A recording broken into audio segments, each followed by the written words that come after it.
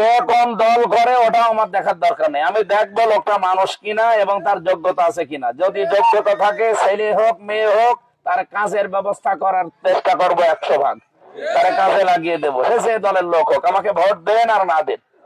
অন্য কারো কাছে টাকা খেয়ে যদি এবারের নির্বাচনটা সিদ্ধান্ত নিতে ভুল করেন, আমরাও পস্তাবো, আপনারাও পস্তাবেন।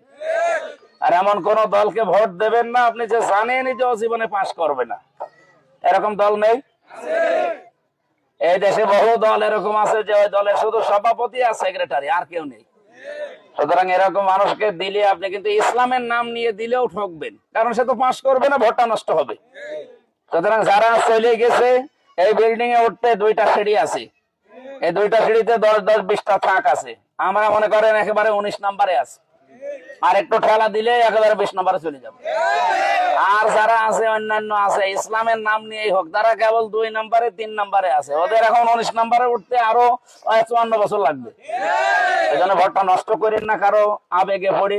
যে যা বলে বলুক, আপনি দাঁড়িপাল্লার ইনসাফে ভোট দিয়ে দেখেন আপনার ভাগ্য পরিবর্তন হয় কিনা। আল্লাহ আমাদের তৌফিক দিন। আমি নামাজ ধরবো এখন, সবাই আশপাশে